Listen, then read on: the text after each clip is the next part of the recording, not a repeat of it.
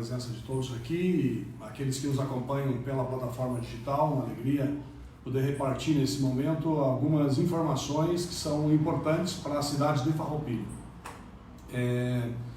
Eu vou dividir a minha fala em duas partes, né? Vou falar primeiro sobre o meu afastamento e segundo sobre ideias que nós temos em relação ao futuro.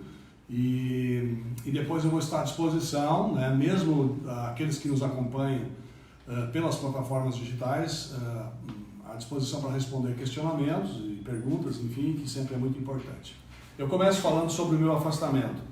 Nós nos afastamos da administração pública de Farroupilha. Eu queria aqui fazer uma referência ao meu vice-prefeito Pedro Pedroso, que conduziu a prefeitura até aqui garbosamente, né, nesse momento talvez mais difícil da história da cidade, que é o momento de uma pandemia, né, e pandemia é um assunto, como diz a palavra, mundial, e que tem repercussões muito importantes no nosso país, no Brasil, e que o Pedro Pedroso, o vice-prefeito, conduziu através de uma comissão, né, destinada ao tratamento dos assuntos do Covid-19, essa questão que ela é de relevância para a saúde das pessoas que moram em Farroupilha. Então, fazer essa primeira referência ao trabalho do Pedroso e dizer que nós nos sentimos orgulhosos de pertencer a uma dupla de trabalho em que tem na grandeza do trabalho do vice-prefeito a continuidade do projeto de um prefeito médico. Então, isso é importante que se diga. Segundo, a nossa doença ela se deveu a um acúmulo de situações de preocupação intensa com a administração pública de Farroupilha e com a condução da administração pública de Farroupilha. Nós vimos apresentando situações de fadiga mental já há algum tempo e essa fadiga, dentro de uma situação de preocupação intensa com as questões públicas, e quando nós estamos tratando aqui dos assuntos da administração pública, nós estamos falando de mais de 70 mil vidas, né? E eu estive durante a minha vida muitas vezes na sala de parto cuidando da vida da mãe e de um filho, né? Ou na sala de cirurgia cuidando da vida do paciente, mas nesse momento de 70 e poucas mil vidas, né, que estão sob os cuidados, e mesmo aqueles que não escolheram esse projeto também estão com as suas vidas sob responsabilidade do condutor, do gestor público da cidade. Então é muito importante que se diga que o acúmulo das atividades que a administração pública de Farroupilha, enfim, construiu, fez com que nós tivéssemos essa situação de estresse, de cansaço mental, e esse cansaço mental ele se manifestou em inapetência, ou seja, nós passamos a nos alimentar cada vez menos, passamos a tratar um diabetes que eu tenho já diagnosticado durante o período de prefeito e que nós não fizemos o cuidado necessário, e ultimamente a coisa se agravou porque eu não tinha mais tempo de sono suficiente, ou seja, não obedecia mais o que a gente chama de ciclo circadiano, que é o ciclo de repouso, né, em estado mais profundo do sono, que é entre 22 horas e as 2 horas da manhã, quando é a liberação do cortisol endógeno, e a falta desse, então, uma série de acúmulos orgânicos importantes, né? Me afastei por atestado médico e nessa condição fiz tratamento, então, dessa questão do estresse e reorganização da minha vida do ponto de vista da questão do diabetes, né, num lugar aprazível, né, de boa qualidade, simples, né, de boa comida e de sono farto, né? Então, me sinto nesse momento recuperado, né, da minha condição, embora o atestado avançasse nos primeiros dias do mês de abril, e pela lei orgânica do município, nós estamos então nesse momento retornando às atividades de prefeito da cidade. Estou reassumindo a condição de prefeito da cidade, na condição de ter a minha sanidade resolvida e de ter à disposição, enfim, a energia necessária para conduzir a cidade de novo restabelecida. Num momento muito difícil, né, que é o momento do coronavírus, né, estabelecendo a condução das mesmas grandezas que o Pedro Pedroso fez até aqui, de estabelecer relações, né, com a sociedade civil organizada e com o Comitê de Governança do Covid-19, e também fazendo cumprir aquilo que a população de Farroupilha, na sua maioria, através do voto, decidiu na última eleição para o Executivo Municipal. E nessa condição, então, estou retornando às minhas atividades de prefeito, assunto que devo assumir na manhã desta terça-feira, antes mesmo do prazo do atestado, conforme a lei orgânica diz que para o retorno do prefeito, desde que ele apresente as condições na questão de saúde, ele está liberado para retornar às suas atividades, e é o que nós faremos. Bueno, eu acho que é isso, basicamente. Então, as duas questões, a primeira de gratidão ao Pedro Pedroso pela condução, e a segunda a questão de estarmos retornando às atividades. Estou à disposição para perguntas. Prefeito, o senhor retorna dia 31, nesta terça-feira. Os trabalhos que estavam planejados pelo prefeito Pedroso, prefeito em exercício, terão continuidade, terão mudanças? O que nós temos nesse momento é a retomada das atividades propostas ainda enquanto eu estava de prefeito, que nesse momento estão estacionadas. Então nós vamos retornar às obras que nós tínhamos à época em que estávamos como prefeito. E vamos dar continuidade a todos os processos estabelecidos pelo Pedro Pedroso na condução do Covid-19 e outras nuances, né, de relação com a Câmara de Vereadores, por exemplo, na questão da votação do dissídio da categoria dos trabalhadores na administração pública, né, e que precisa ser resolvido pela questão de estarmos no ano eleitoral, agora até o dia 31, até amanhã, em relação a essa condução como prefeito da cidade. Os contratos que o prefeito Pedroso, prefeito em exercício Pedroso, também cancelou, terão continuidade? Essa tua pergunta é muito importante, Lívia. Nós temos, assim, contratos estabelecidos, né, com transparência, com aplauso do Tribunal de Contas, e que estão suspensos. Sobre esses contratos, nós estamos, na verdade, buscando para o município disputa judicial que provavelmente se acumule nos próximos anos. Ou seja, nós teremos processos de licitação estabelecidos com transparência, com ordem e com lisura, e sobre os quais há nesse momento suspensão, e que provavelmente eles levem à condição de disputas judiciais. Nós faremos uma consulta, né, à Procuradoria do município, para que essa Procuradoria possa fazer uma manifestação de qual é a forma adequada que nós devemos conduzir esse assunto. A decisão de retornar à prefeitura antes do prazo final do seu atestado, prefeito, partiu da sua decisão mesmo? É pessoal e única, minha. O prefeito em exercício Pedroso já sabia dessa antecipação? Comuniquei ele hoje sobre esta coletiva. Como é que foi a relação? Como é que está a relação entre o prefeito Pedroso e o prefeito Amado? Perfeita, como sempre esteve. Prefeito, o prefeito em exercício Pedroso havia feito algumas modificações na estrutura da própria Procuradoria, não preenchendo alguns cargos, alguns afastamentos. Com o seu retorno, isso terá que tipo de encaminhamento? Veja bem, Leandro, essa tua pergunta é muito importante. Nós estamos no ano eleitoral e, sabidamente, boa parte do secretariado da Prefeitura deve concorrer na eleição, né? O que temos estabelecido hoje é que teremos a eleição em outubro desse ano, né? Até que se prove o contrário, esta é a regra estabelecida. Para que isso seja possível, até o final de março, primeiro ou segundo dia de abril, é o tempo necessário para o afastamento do secretariado, a fim de que ele possa concorrer na eleição deste ano. Então, estas questões todas, e são de foro íntimo do secretariado, mas nós deveremos dar sequência ao trabalho que o Pedro Pedroso tem feito, né, de conduzir exatamente para o afastamento do secretariado, a fim de que esse secretariado possa estar à disposição das urnas na próxima eleição. Então, essa é a questão que nós vamos dar continuidade. Procuradoria-Geral do município, o senhor vai preencher? Como é que o senhor vai encaminhar? Nós precisamos conversar com o procurador, né, para entender, né, a disposição dele para o trabalho, enfim, e vamos dar sequência àquilo que for necessário. Cargos que foram contratados pelo prefeito em exercício Pedro Pedroso serão mantidos? Serão examinados? Quem me conhece sabe que nós primamos, né, sempre pela ordem, né, e pela lisura, né? Nós não fazemos revoluções em cargos, né? Eu sou o prefeito que substituiu 7 secretários no primeiro ano de mandato, lá em 2013. Mas porque tinha, na verdade, a busca do meu trabalho na meritocracia, né? Foi uma coisa que eu sempre persegui como prefeito, como gestor público, e é graças a isso que nós organizamos as contas do município, que teve superávit, que nós equalizamos o RPPS, enfim, é graças à meritocracia, né? E o município que produziu muito.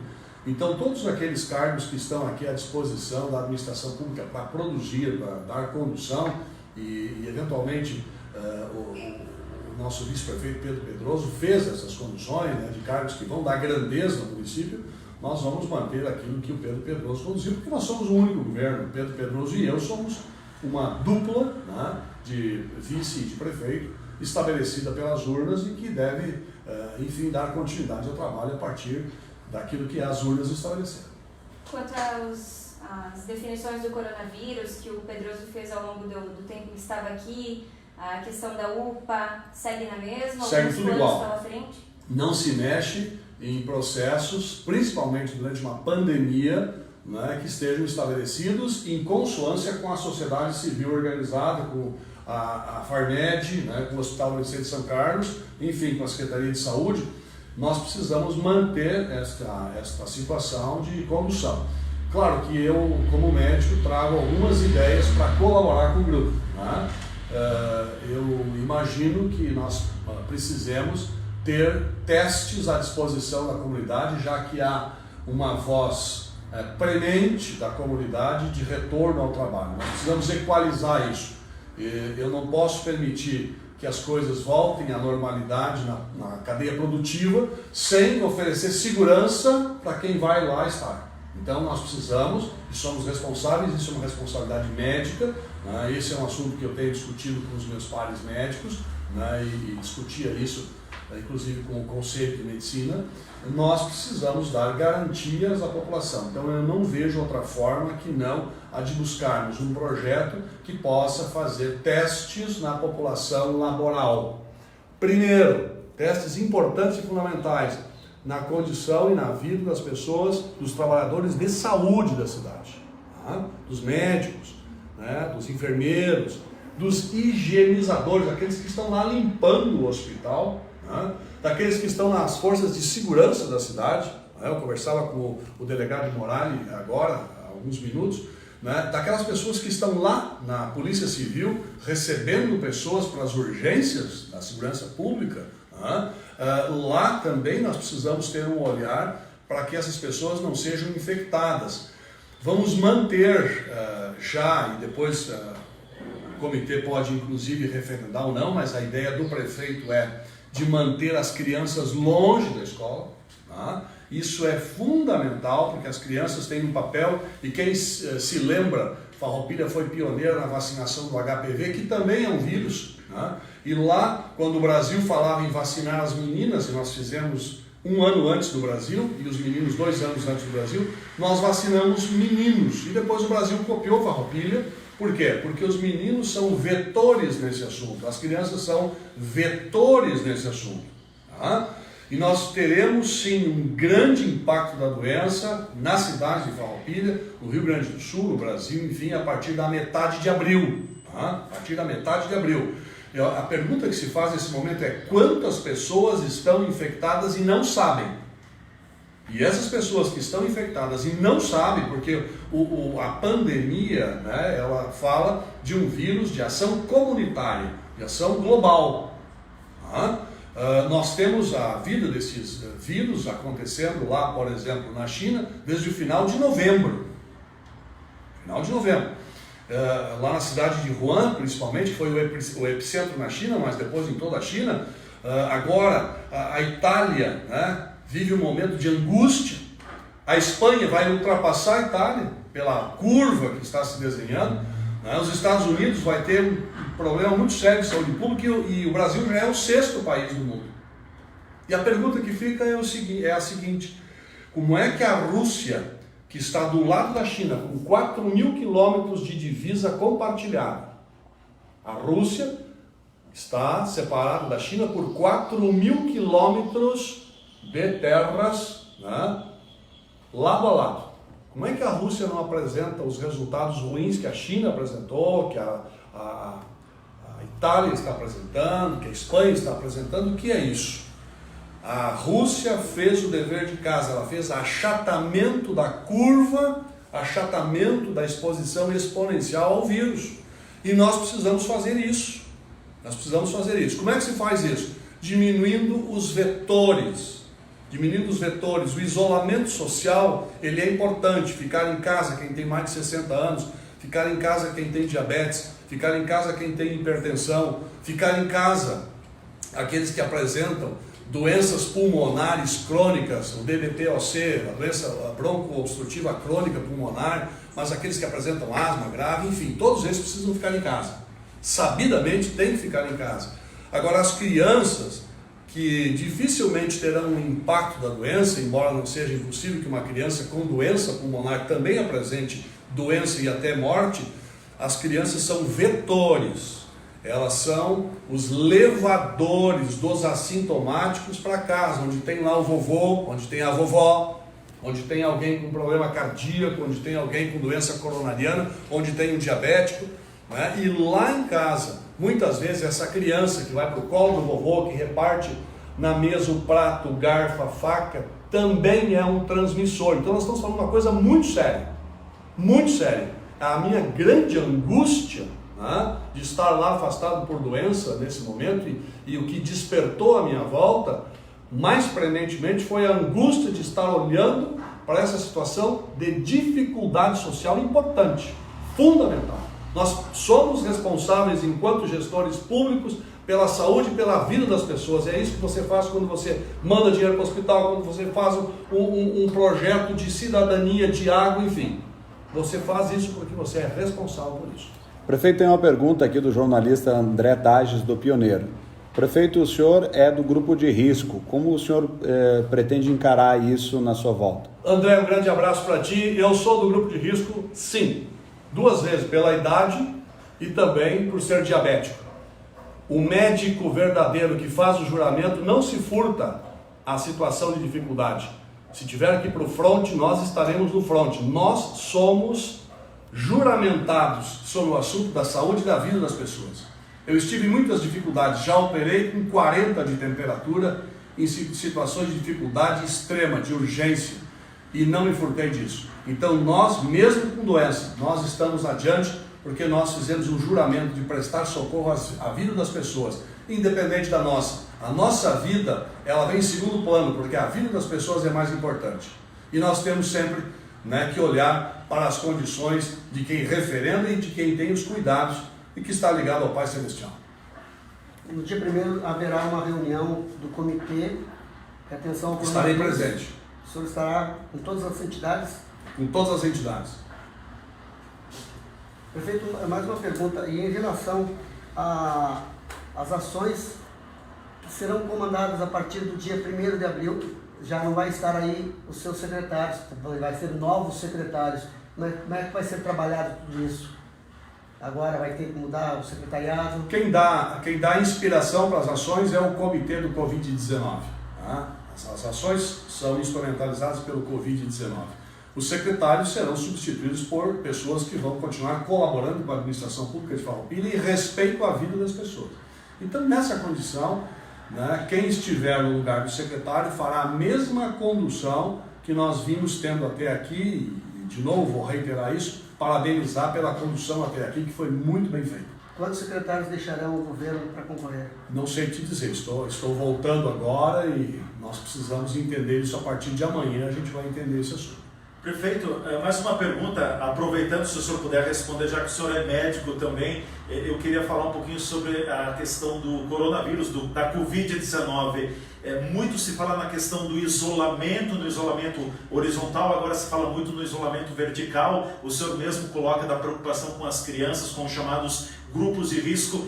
É grave esse assunto, é um vírus que preocupa. Como o senhor acha que nós, Farroupilha, devemos nos comportar para não termos problemas ali na frente com o hospital, de não ter a capacidade de atender? Tu fez a pergunta mais importante para esse prefeito em todo o seu mandato. E talvez seja só por isso que eu esteja aqui. Por que um médico que tem uma atividade de médico está lá na sua vida privada e daqui um pouquinho ele é chamado, né? E a minha Bíblia diz que não há governo que não tenha o olhar de Deus, sempre tem, né? Sempre tem um aplauso, né? Quando um governo cai é porque ele precisa ser substituído, porque Deus tem um outro projeto para aquele povo, mas na verdade, talvez o momento mais importante seja esse, por isso a minha angústia pela volta. Vamos fazer uma recapitulação. Nós vimos de alguns anos de despreparo da saúde pública brasileira. Nós vimos renascer o sarampo. Nós vimos renascer algumas doenças que nós já não ouvíamos mais há muito tempo, e eu estou falando aqui para quem tem mais de 50 ou 60 anos. Nós vimos renascer no Brasil doenças do tipo a paralisia infantil. O que foi isso? O que é isso? Isso é relaxamento público nos programas de prevenção. Os programas de prevenção, nós estamos vivendo uma história de relaxamento público de prevenção já nos últimos 7, 8, 9, 10 anos. E nós precisamos retomar isso, talvez este puxão de orelha que o Brasil e que o mundo esteja tendo agora, é para que a gente pare de fazer disputa entre as pessoas por questões tão pequenas e que a gente passe a dar valor à vida das pessoas, à vida da sociedade, à vida de cada um de nós, dos mais velhos que têm uma experiência única e das crianças que são o futuro. E nessa condição nós estamos falando de um vírus que é diferente dos outros vírus. Ouvi atentamente as manifestações, né, através das rádios locais, né, de ex-ministro médico, hoje deputado, mas ouvi também atentamente a voz mais lúcida que esse país tem hoje é do ministro Mandetta, com manifestações lúcidas. Ouvi também manifestações de infectologistas, da doutora Viviane, me permita aqui fazer uma referência à doutora Viviane Buffon, que tem uma luz especial e que fez uma manifestação muito especial sobre o assunto. Nós estamos vivendo um momento em que o H1N1 ficaria vermelho de vergonha perto do coronavírus. Nós estamos falando de uma infecção comunitária semelhante à gripe espanhola, que matou mais de 50 milhões de pessoas a partir de 1918. Matou mais no mundo do que as duas guerras somadas. Um vírus que é um ser que não tem lá uma anatomia muito robusta, né? E esse tem lá uma membrana, né, carregada de espículas que lhe permite aderenciamento. O aderenciamento é que faz com que ele seja tão agressivo. Primeiro. Segundo, a sua reprodução. E terceiro, né, ele causa lá no alvéolo, que é a unidade funcional do pulmão, que é a unidade onde o pulmão troca os gases, onde nós botamos oxigênio e expelimos o gás carbônico lá nessa unidade funcional. Ele coloca impeditivos de duas formas. Primeiro, causando um processo de fibrose do próprio alvéolo, uma tetania do alvéolo. E segundo, um acúmulo de secreção sobremodo intensa nesse alvéolo, que precisa necessariamente, nos casos mais graves, mais agudos, de um respirador, de um ventilador, de uma máquina que empurre com pressão o ar para dentro do alvéolo, fazendo com que ele seja expandido mecanicamente. E isso promova a troca de gases, do oxigênio e do gás carbônico. É isso que acontece com o coronavírus. O coronavírus, embora o H1N1 tenha sido importante, a influenza A tenha sido importante, a influenza B e as vacinas sejam importantes, todas essas doenças matam e matam muito. Tá? Alguém pode dizer que o câncer mata mais, e é verdade que mata muito também, mas nós estamos diante de uma doença que ela mata pela fome de ar, pela angústia de não poder respirar. A pessoa fica lá acamada sem conseguir respirar, e isso é terrível, é a pior de todas as mortes, é a morte semelhante à morte de afogamento, é a morte semelhante à morte de estrangulamento, aquela que você não consegue respirar. E isso não se deseja para o pior ser humano, não se deseja isso. Isso é uma fase ruim da vida das pessoas. E isso é importante que se diga que nós precisamos achatar a curva. O que é achatar a curva? Com a ventilação mecânica nós vamos salvar vidas? Sim, mas nós não podemos ter todos doentes ao mesmo tempo. Nós não podemos ter todos precisando de UTI ao mesmo tempo. Nós não podemos ter todas as pessoas precisando de ventilador ao mesmo tempo, todos os do grupo de risco, não podemos. É como se nós tivéssemos aqui na cidade um freezer, se o Mandetta falou, estou copiando ele, e a quadra inteira quisesse botar carne naquele freezer. Não cabe tudo lá. Nós não temos... O que as cidades precisam fazer? Elas precisam se preparar com ventiladores, com respiradores para o momento agudo, que acontece a partir da metade do mês de abril. O Brasil já é o 6º país. Logo ele vai estar numa posição mais alta, porque a Itália já está numa curva descendente, a Espanha ainda está crescendo, os Estados Unidos vai crescer muito ainda em relação à doença, mas nós precisamos... O senhor não teme que o Brasil cresça muito também, acima desses países? O Brasil assim, vamos pela população. A China, né, com toda a história da doença na China, que tem 1 bilhão de pessoas, e que é 5 vezes maior que o Brasil, que tem 200 milhões de pessoas, né, ela nos ensinou algumas coisas. E o grande ensinamento da China é fazer diagnóstico precoce. A separação horizontal é importante. Nós estamos no Brasil inteiro demorando a ter diagnósticos precoces. Quantos de nós nessa sala poderemos estar contaminados? Quantos de nós poderemos estar transportando o coronavírus? Quantos estão na sociedade sem sintoma algum transportando o coronavírus? Quantos estão com a doença na cidade levando essa doença para dentro da fábrica? Quantos estarão logo adiante levando essa doença para dentro do comércio? Quantos? Ninguém pode mensurar sem se testar. Então há uma necessidade urgente, e aí a China ganhou de todos porque ela fez isso mais precocemente. Precisamos testar as pessoas antes mesmo de ter sintomas. Isso é fundamental. Por quê? Porque os sintomas, quando aparecem, eles dizem que essa pessoa já pode ter passado a doença para muitos outros. E aí podemos ter passado para alguém que vai sofrer um dano irreparável. E isso é fundamental que se diga. Se tem a condição de fazer esse diagnóstico mais precoce. Mais alguma pergunta?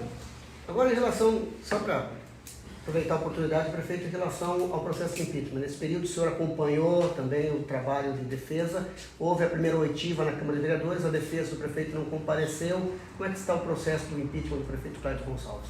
Bem, a questão do impeachment, dos impeachments, são 2 processos, continuam por conta da Câmara de Vereadores. Eu estou voltando para o trabalho de prefeito. Enquanto estiver prefeito, farei o melhor trabalho como prefeito. Quando chegar ou acontecer, ou porventura acontecer um processo de impedimento, eu me retiro. Até lá eu trabalho como se fosse ficar aqui até 31 de dezembro. Só em relação a essa testagem, aí o senhor já tem alguma estratégia programada? Vou falar nos próximos dias. Tá? Tenho já uma estratégia. Eu quero dizer uma coisa aqui importante, aproveitando a presença de todos. A deputada Fran e eu estivemos reunidos com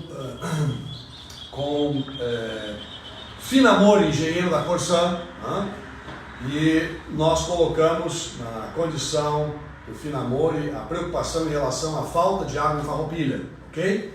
O Finamor, e isso pode ser notícia, manchete pode divulgar, nós estaremos nesta semana instalando, a Corsã estará instalando lá no Burati um equipamento de pré-recalque para alimentar a bomba, né? A bomba de captação. Então nós temos lá uma bomba de captação com condições de buscar a água necessária. Ela está numa posição muito laminar, muito de superfície. Nós precisamos aprofundar a busca. Tem muita água no Burati, não vai faltar água. Isso eu garanto aqui hoje, não teremos falta de água em Farroupilha. Só vou pedir que a população continue poupando água. Tem que poupar água, mas nós não teremos falta de água. Eu não quero ver ninguém dormir sem tomar banho, não quero ver ninguém passar o dia sem lavar a mão com sabão grosso. Eu não quero negócio de sabonete, de sabão perfumado, enfim, sabão grosso. Compra lá um sabão de glicerina para não judiar muito da mão. Eu quero ver toda a população lavando as mãos 1, 2, 5, 10, 20 vezes por dia. Porque o nosso contato ele é comunitário. Onde a gente puser a mão pode ter o vírus. Ele tem 5 ou 6 horas de vida aqui nessa mesa, ele vai ter lá 4 horas de vida numa panela, vai ter, no corpo da gente pode durar até 2 ou 3 dias. Então ele tem tempos diferentes, mas a gente leva a mão durante o dia inadvertidamente ao olho, à boca. Então precisamos lavar a mão. O melhor remédio é lavar a mão, tomar banho, não vai faltar água, não lavar carro, não desperdiçar a água. Bom, há lavagens que tem poço artesiano. Bom, nessas tudo bem, mas lavar carro com água tratada da Corsã, não fazer isso. Não lavar a casa, não lavar vidraças, poupar. Mas não vai faltar água para as questões de cozinhar, de tomar banho, de beber água e de lavar as mãos. Mais alguma pergunta? Era isso? Eu tenho mais uma coisa para falar. Por favor. Eu queria pedir uma coisa também. Quem chega na UPA coronavírus e faz o teste, em que... Quando chega tem primeiro no dia de hoje, e eu não conheço todo o processo, porque eu estou chegando de volta agora, mas assim, nos outros locais o que se faz é uma triagem de sintomas. Ver se essa pessoa tem febre, se essa pessoa tem dor de cabeça, se ela tem dor na garganta, examina a garganta. Se examinar a garganta e tiver placas, já poderá ter coronavírus, mas não é essa a causa da dor na garganta. Poderá ter associado a uma infecção bacteriana, porque o vírus não dá placas. O vírus não tem uma estrutura de causar infecção que dê pus, ele dá muco. Muco reacional. Quem produz o muco somos nós. É reacional, é para expulsar o bicho. Ele é grave, então a gente quer expulsar, a gente produz muco. E aí que nos leva à questão da ventilação mecânica. Então, por sintomas, é assim. Mas adiante, nós teremos aqui testes. E aí não é ir à UPA fazer esses testes, nós precisamos fazer os testes na porta da fábrica, na porta do comércio, dos trabalhadores daquele local, dos trabalhadores nas lojas, dos trabalhadores naquele comércio que for voltando. E aí eu gostaria de pedir de antemão paciência ao empresariado para a gente fazer isso de forma organizada, sempre pensando que nós não podemos fazer a curva crescer, ao mesmo tempo a gente tem que fazer socialização do coronavírus para que a gente possa ter força para vencer ele na necessidade de uma UTI. Só para finalizar a questão da água, conversamos também com o nosso gerente local da Corsã, me ajudem? Elton, o Elton. Gerente Elton. Então assim, tem uma população de uma área de invasão do trilho de trem que está sem água, está cavando um poço.